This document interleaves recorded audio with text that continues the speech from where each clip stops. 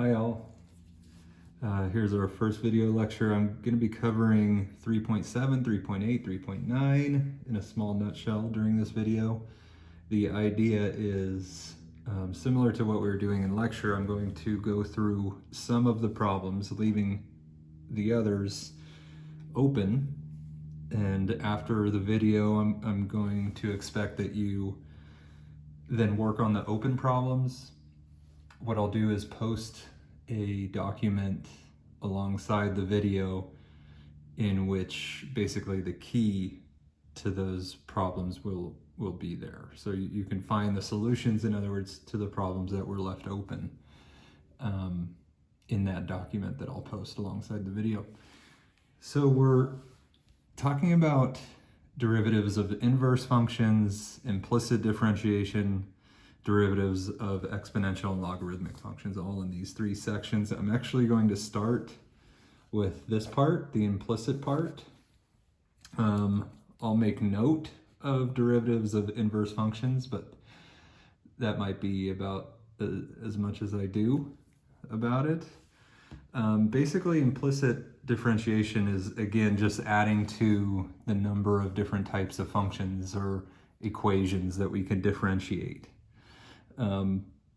We want to just be able to differentiate functions when we're faced with a multitude of varieties. So just to get a sense of what I mean, here is an equation. This is actually not a function. Y does not act as a function of x here. This, if you recall, is a circle of radius 4.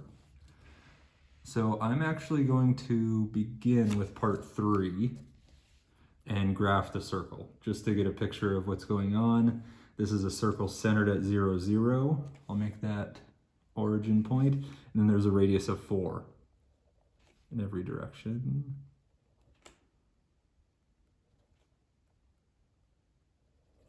And I'll just do my best to draw a circle. Okay.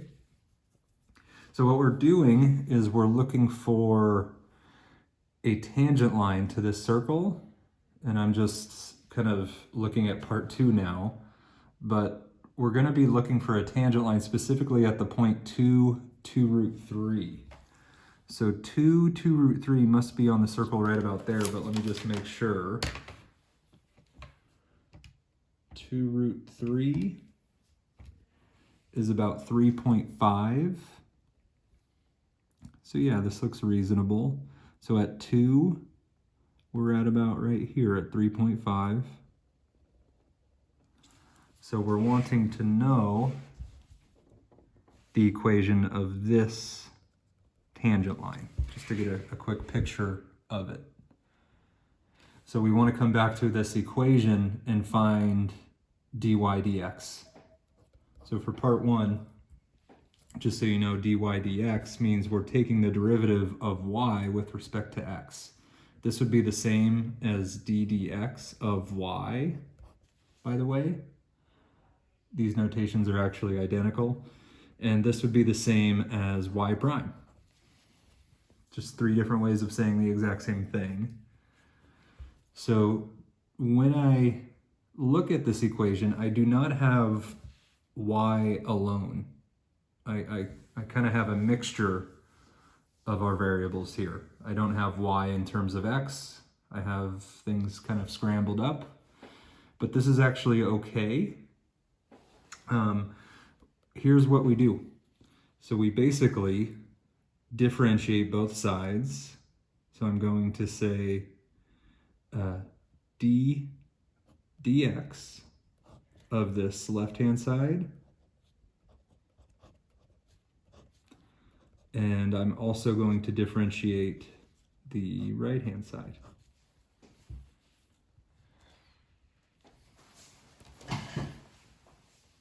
So passing the differential operator across the sum, we will have dx of x squared. We will then have ddx of y squared. And just to do a simple simplification here, this will be 0. now to actually take these derivatives. So this is an explicit function of x. X squared directly depends on x explicitly. So there's no need to do what's called implicit differentiation with x squared. The implicit part will come in this term. So we take our normal derivative here. I get 2x. Simple power rule derivative. Here, I differentiate with respect to x, this variable y squared. I know in the back of my mind that if I were to get y alone, y would depend on x. Specifically, you would have y equals plus and minus the square root of 16 minus x squared if you were to get y alone. So indeed, y is a function of x. Okay? It explicitly depends on x through this relationship. So when I differentiate this term here, I need to use the chain rule and appreciate the fact that inside of y is a function of x. So I'll take the derivative of the outer function, which is 2y. Sorry, the result is 2y. I'm taking the derivative of y squared. But then I know that inside of y is a function of x. So I will tack on the chain rule dy dx to represent that. This all still equals 0. And keep in mind what part 1 wanted of us. We're supposed to be finding dy dx. So now we do have an occurrence of dy dx. Basically, this problem now requires that we isolate dy dx. So subtracting 2x, I have 2y dy dx equals negative 2x, and then I can divide by 2y.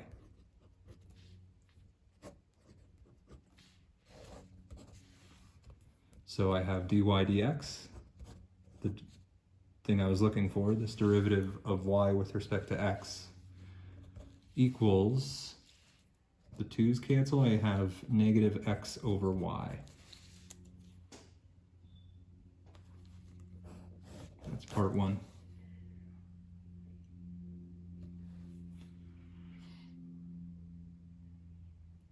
Part 2, looking for the equation of a tangent line to this circle at this point 2, 2 root 3. Looking up here.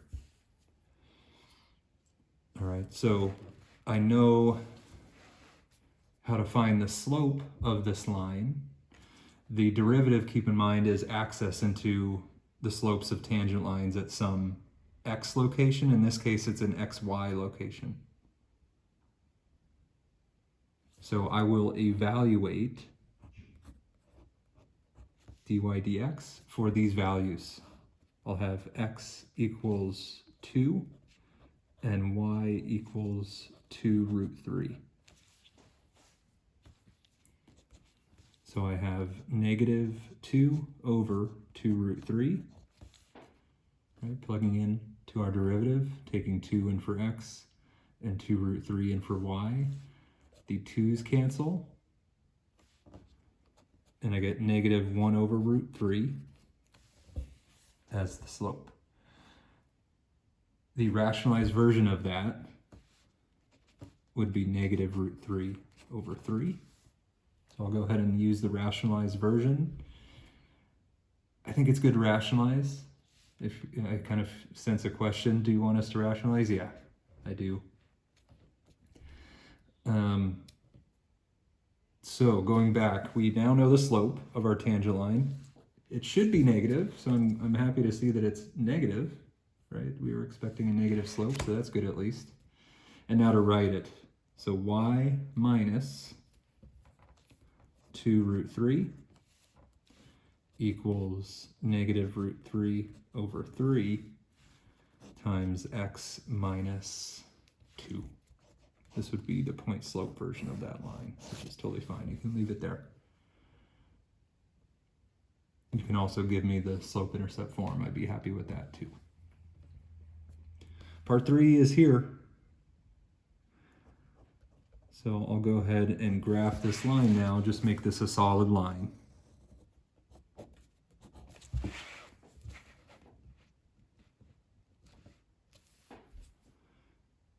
So that looks good there. Let's go on. This is, by the way, we're on page 46. Let's go to page 47.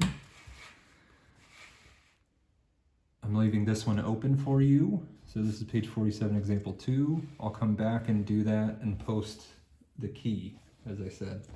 Example 3, let's talk about that one. So we have apparently some artifact of trigonometry here. So cardioid, if you were to graph this in Desmos, apparently it looks like kind of a heart shape.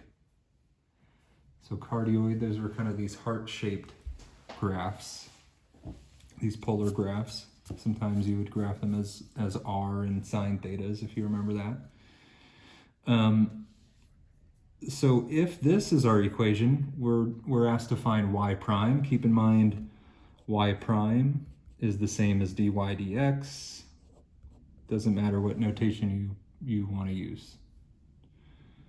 Okay, so as I apply this differential, so I'll have d dx of this left-hand side, x squared plus y squared, equals d dx. I'm applying the differential operator to this right-hand side.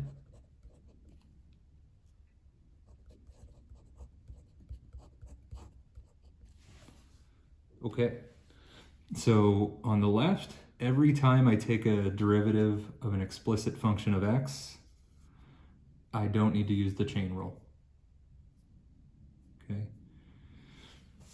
At least I don't need to tack on a y prime or a dy dx. So let's go ahead and do that. I'll have 2x plus, and then 2y dy dx. On the right-hand side, my outermost function is like a something squared function.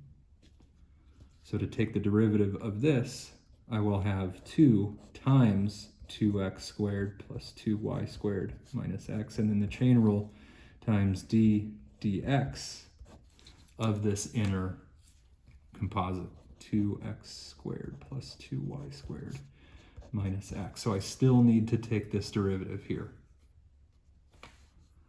As this derivative passes through, the first term is a function of x. I'll just take a normal derivative. Here I have a function of y, so I need to appreciate the kind of chain rule implicit derivative part. Here I have a function of x. So 2x plus 2y dy dx equals, maybe I'll go ahead and distribute this 2. Let's go ahead and do that. So 4x squared plus 4y squared minus 2x. And now actually differentiating here, we get 4x, right? Power rule, 2 times 2 is 4. Reduce the power by 1. And now I get plus 4y, but then I need to tack on dy dx because I just took an implicit derivative. This y is implied to be a function of x. So that's why we call this implicit differentiation. Then I still need to differentiate this term. So that's just -1. I now need to isolate dy dx. I'm looking for y prime, which is the same as my dy dx. So I now need to simply isolate this through algebra. I also have one here. So what I need to do is get both of these on the same side, unfortunately, and then factor that thing out so I can isolate. Okay, I'm not saying that's going to be fun. So let's do this. I'll go ahead and distribute through here. So I'll take similar to a FOIL process, except there's more combinations. So we have 2x plus 2y dy dx. This is just the left-hand side. And then 4x squared times 4x is 16x cubed. 4x squared times 4y dy dx is 16x squared y dy dx. And then I have a negative 4x squared. So this term is done. 4y squared, now I'm passing that through to each term over here, so I'm distributing. So plus 16y squared x plus 16y cubed dy dx minus 4y squared. So this term is done. And now I need to pass the negative 2x through. Fun. So I'll bring that term down here. So negative 8x squared minus 8xy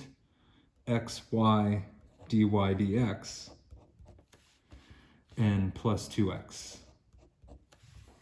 So that term is done. Everything is exhausted on the right. And on the left, I'll go ahead and bring this term over. And then I'll go ahead and bring this term over, this term over, and this term over. Okay, so let's see, 2y dy dx, and then bringing this term over, I have minus 16x squared y dy dx. I should have let you guys do this problem. Minus 16y cubed dy dx. So that's bringing this one over, and then plus 8xy dy dx. That's a y. So these are done. Since I didn't write my 2x, that must mean that I have subtracted it to the right. Interestingly, I'm noticing there's a 2x on both sides. So maybe I'll get away with doing that. Let's see what I have left on the right. I have an x cubed type. I don't have any more x cubed types, so I'll just write it down, 16x cubed, it is done. We have a squared term here and here, so negative 12x squared. I believe that'll be good, so negative 12x squared, those two terms are done. A 16y squared x, I don't think I have any other, yeah, so plus, so this one's done. And then I have still a negative 4y squared, okay. On the left, let me get a sip of water, one sec. On the left, I have a dy dx to factor out of everyone. All right, so dy dx, and then factored out of 2y minus 16x squared y minus 16y cubed plus 8xy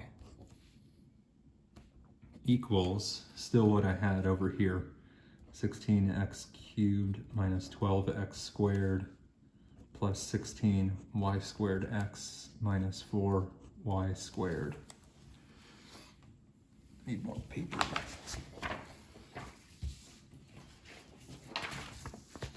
Okay. So now divide both sides by this to isolate dy dx, and therefore part one will be done just like that.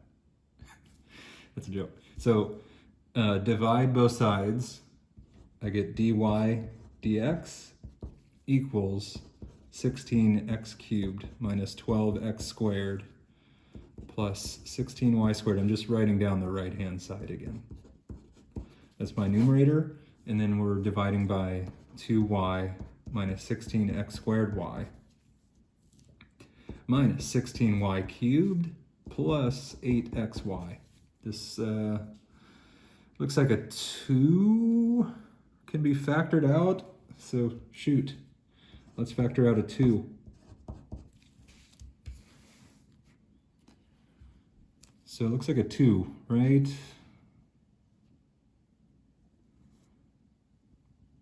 But nothing else, yeah, because an x isn't shared. I was just looking for that. So 2, factoring out a 2 of every one, 8x cubed minus 6x squared plus 8y squared x minus 2y squared over y. That y looks weird. Okay, it looks good. Y minus 8x squared y minus 8y cubed plus 4xy. Okay, fun.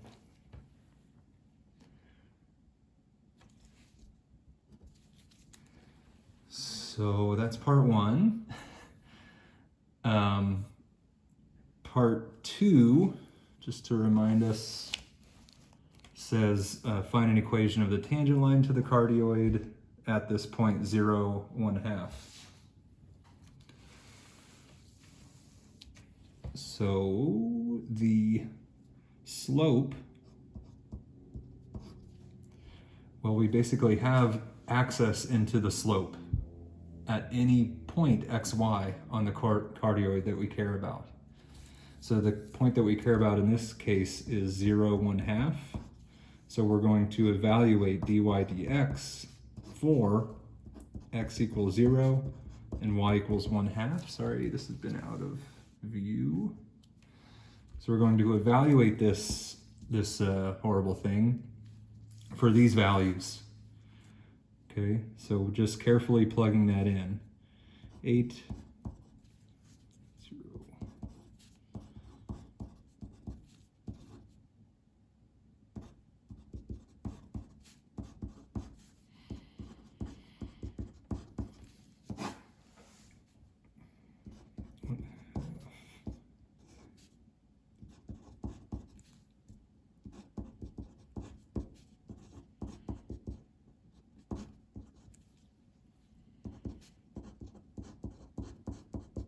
Okay, so luckily we're plugging in a 0. Things will go away kind of nicely. So gone, gone, gone, right? 0, 0, 0. Here I have -2 times 1/4, so -1/2, it looks like up top.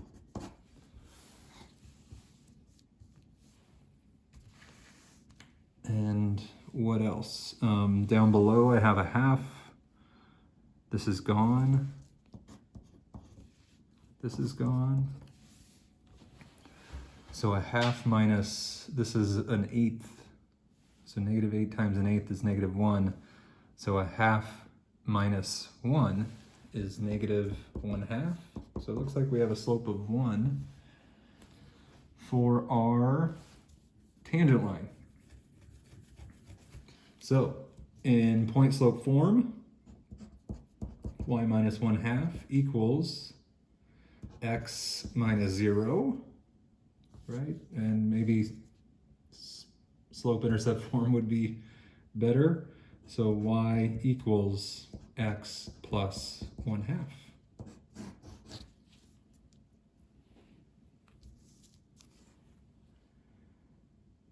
All right, that is page 47. So continuing, let's see. I'm leaving this one open. I'll have a solution in the attached document. Here's our discussion about inverses. You can take derivatives of inverses. I'm not going to spend a lot of time discussing them. I will provide this on a test. Here's what they result in. It has to do with triangles and so on. I'm not going to get into it deeply right now. Let's move on to exponential and logarithm derivatives. page 49. So we have already seen that the derivative dydx of some exponential function would be what? B to the x times ln of b. And in general, if you have dydx of some exponential raised to another function of x, then its derivative would be b to that function of x times ln of b, but then also multiplied by f prime of x, that chain rule part. Okay, what we're doing here is we're just going to apply this throughout, and we're going to take some derivatives of things that involve exponential expressions. Okay, so here we're differentiating with respect to y, right? So y would be our variable of differentiation. So to find f prime of y, I would have d dy of this sum, e to the y, plus y to the 2 times e. E is that Euler's number, so it's a constant. So now I pass this derivative operator through. It says here that the derivative of e to the x is just simply e to the x. So the derivative of e to the y with respect to y, right? This is not implicit differentiation. This is explicit differentiation. So we're actually going to differentiate with respect to y, so no need to think about, oh, is y a function of x or what have you. So it's just literally e to the y, right? It's its own derivative, strangely. Plus, this is now power rule. I'll have 2e times y raised to the 2e minus 1.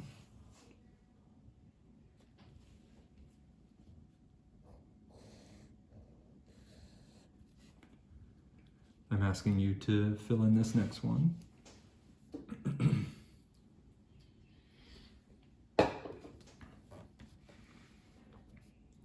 All right, so we want to here develop the differential equation or differential formula for a log function.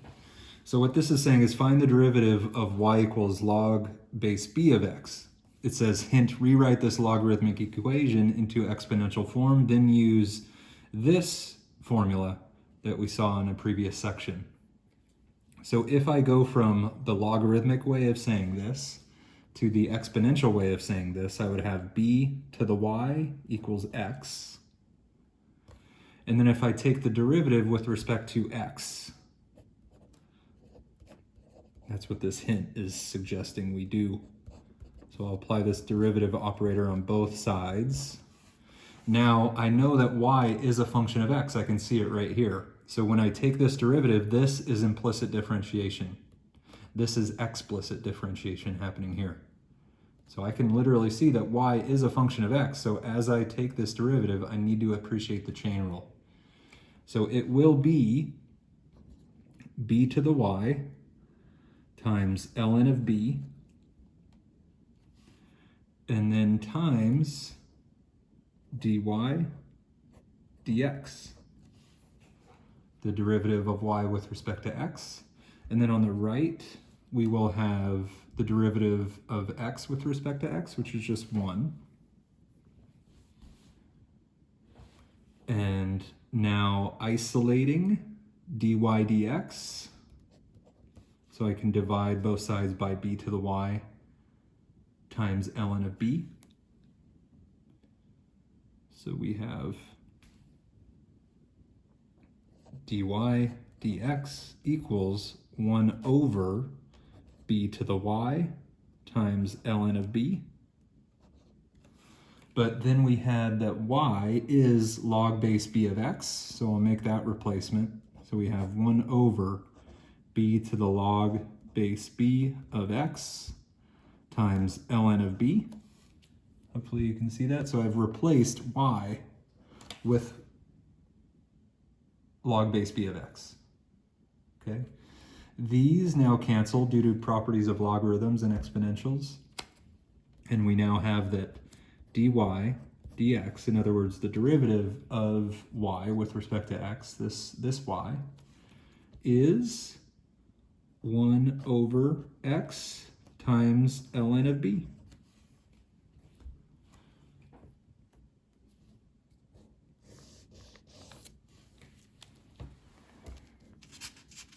So I guess I did that one.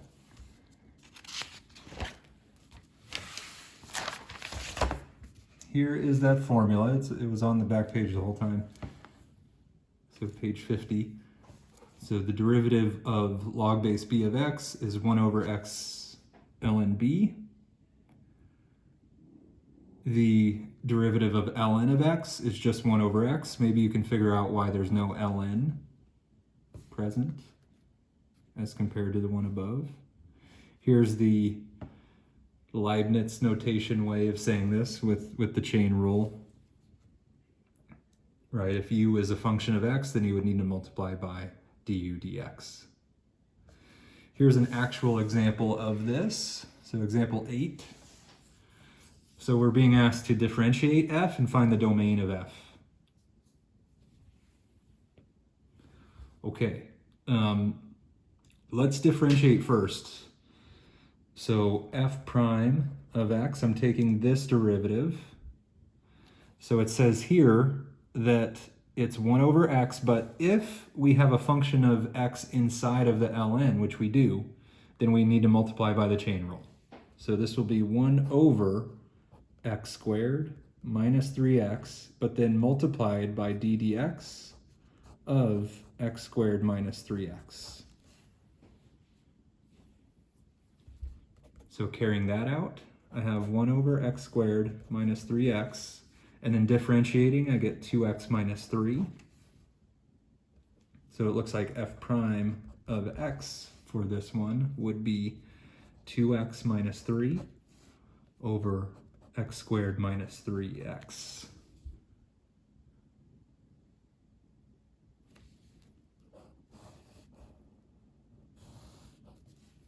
Okay, I'm leaving part 2 open. I still need to find the domain. I don't want to forget about that. Okay, so domain of f, meaning I want to go back and find the domain of this one. So for logarithms, their argument needs to be strictly positive. So I need, for domain part, for this domain part, I need that x squared minus 3x is greater than 0, strictly greater than 0. I know that this is a parabola opening up, and if you look at its zeros, you're getting zeros at 0 and 3. So it's looking like this type of graph. So where is this parabola strictly greater than 0? In other words, where is the domain of this function?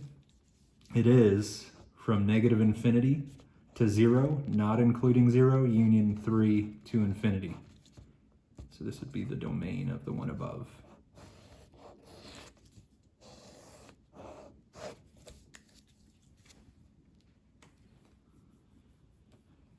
Okay, next page. Logarithmic differentiation. Okay, this can be strange at first, but in certain cases, you will have difficulty taking derivatives unless there is a logarithm involved. This is one of those cases. So let's see how that might work. So currently we have y equals x raised to the x squared, a very strange function. Okay, so we want to find dy dx of this thing, but we really have no strategy. Okay, so what we do is we apply a logarithm, and it doesn't matter what kind. Often it's a natural log, but it doesn't really matter. So I can just say, okay, ln of y equals ln of x raised to the x squared. Due to properties of logarithms, I can now bring out x squared, right? You had this property that was if you have log base b of m to some p power, then you can rewrite that as p times log base b of m. So I'm using that property here, so I can say ln of y equals x squared times ln of x. And now take the derivative of both sides. You'll need to do this implicitly. So dydx of ln of y equals dydx of x squared ln of x. So I'll need implicit over here. I will need product rule over here. So y is a function of x. Taking the derivative of ln y, on the other page it said 1 over y. So I have 1 over y, but then times dy dx, through that implicit chain rule, equals, now I have a product rule, so I'll do 2x ln x, need my x, plus x squared 1 over x, right? Here's derivative of the first times the second unchanged plus the first unchanged times the derivative of the second. Okay, we can simplify a bit here. So 1 over y dy dx, just copying down that left-hand side, equals 2x ln x plus x. Still need to solve for dy dx, right? Differentiate means find dy dx or y prime. So multiply both sides by y. So I get dy dx equals y times 2x ln x plus x. I know what y is, right? Y is this function here, x to the x squared. So replace y with x to the x squared. We get dy dx equals x to the x squared times 2x ln of x plus x. So I'm leaving the one above undone. You can try that here. You may need more room. You may need to use more paper. May not, but here's that derivative. Okay. So skipping page 52, I'll do this one separately. And then going to page 53. Page 54, I'm going to leave open as well. So this will be the last thing we talk about in this video. Hopefully we can get through this fairly quickly. I'm going to try to get the computer involved. So hopefully you all can see this.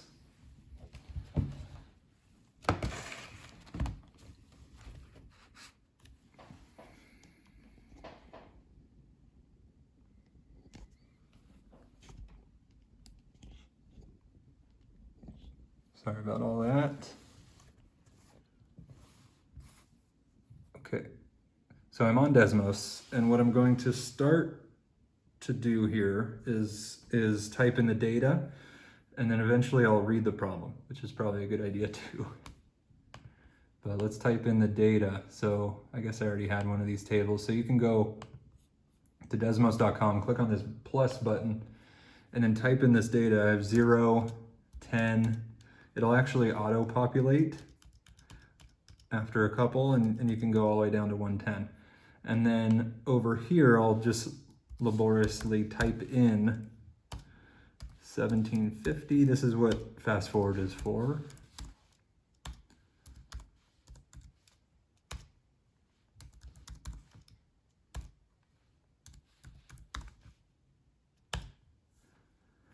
Okay,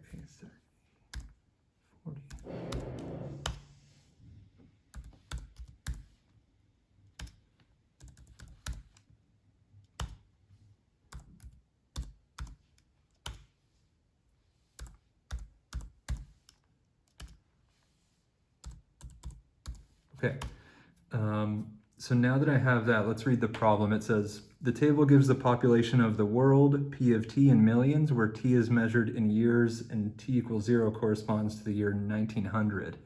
So this is years after 1900. So in the data table, we have basically 1900 here. We have 1910. Looks like I accidentally inserted this table. Let's get rid of that. So 1910, I have 1920, 1930, 1940, and so on, all the way up to 2010. Okay, and then we have these population statistics. So this would mean 1 billion 650 million, right? This is 1,000 million. Okay, so it says part 1, estimate the rate of population growth in 1920 and 1980. So if you click on this little zoom in, it'll find the data kind of nicely.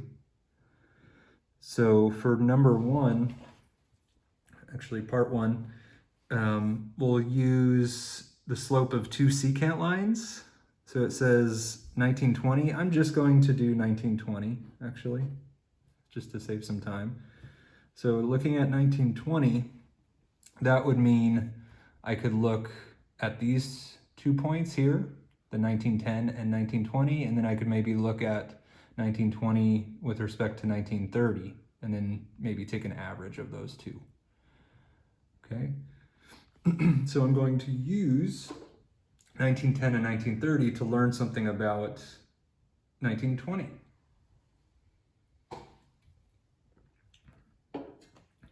Okay, so I guess to do that, for part 1, I would need to take, let's bring you back here. Hopefully this isn't too much.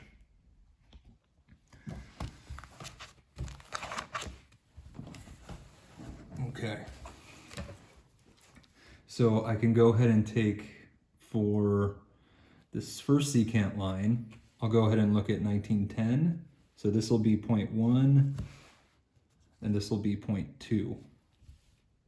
So I have basically 10, 1750, and I have another point, 20, 1860.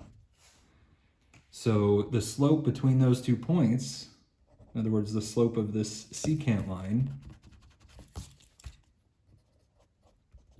would be y2, in other words, 1860 minus y1, 1750, over 20 minus 10, the difference in the years. Calculating that, 1860 minus 1750, I have, looks like when you divide by 10, you get 11. So 11. And then if I go after, so if I look at the secant line just after, then I'm looking at these 2 points. So I'll have these 2 points. Okay. So writing those points out, I would have 20 and 1860 again. That'll just be my first point this time. And then 30, 20, 70. So finding the slope that results from those 2 points, we'd have 2070 minus 1860 divided by, again, it'll be 10, but 30 minus 20. So let's type that in. Okay, 2070 minus 1860 over 10. We get 21. Okay.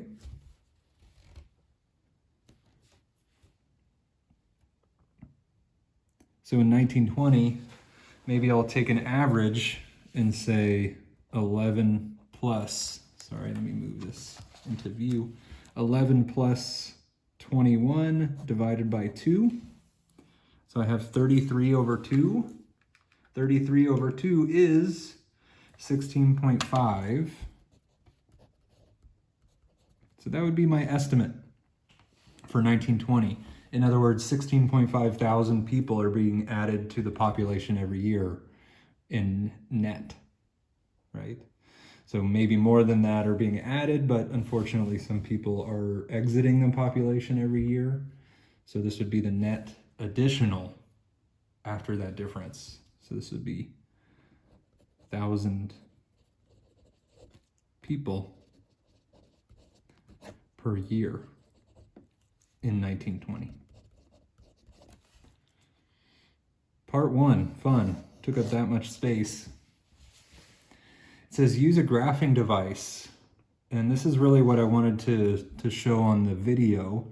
So honestly, I'm thinking I'll leave the rest of the parts to you without the video. I'm going to do part 2 and show you how to make this model on Desmos.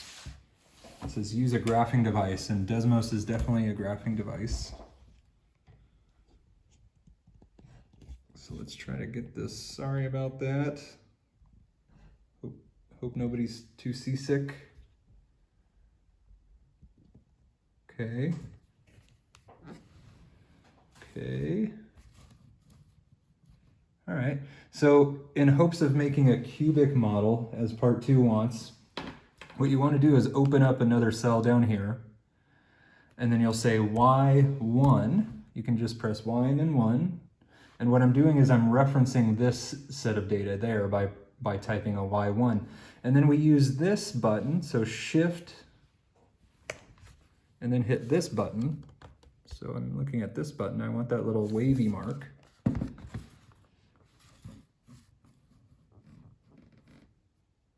So I'll say shift, and then I won't get that wavy mark. And then since it's asking for a cubic, I'll have a x1 cubed. See how a cubic model just popped up? So I have a, that's a constant, and it's actually telling me that constant here. This is not a good model, by the way. Looking at it, it doesn't fit very well. So what we're going to do is add more terms. So plus b x1 squared. Let's add a squared quadratic term in there, and it's still not a great model. So let's add a linear term, maybe, cx1. And finally, just to improve it as much as we can with a cubic, let's add a constant, d. So a, b, c, and d are actually now being referenced here. I wish this would go away. Okay, I guess that's okay. So a, b, c, and d are actually these values. So they're saying, hey, if you want this cubic model, take these to be your coefficients.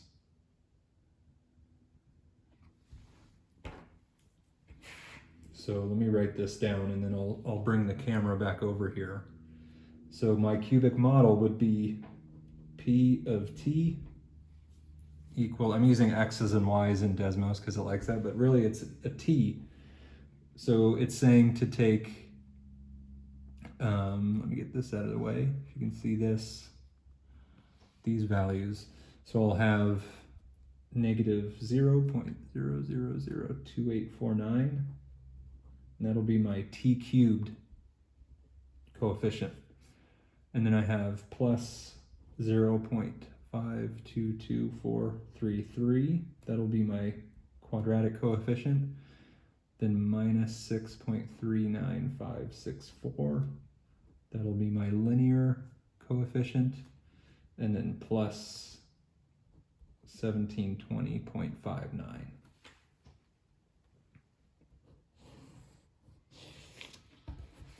So there's that written out. So that's part 2. I'm leaving the rest to you all because this video is long enough, I think. Okay. Please do engage in the discussion below the video. See you guys next time.